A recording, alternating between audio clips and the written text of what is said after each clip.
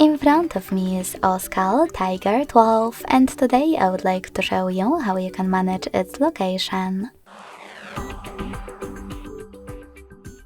Begin by opening Tab menu and looking for Location shortcut. When you find it, click on it. As you can see, mine is now blue.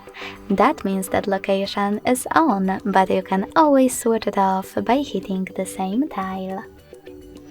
If you want to, you can also go into Settings, scroll down and click on Location section.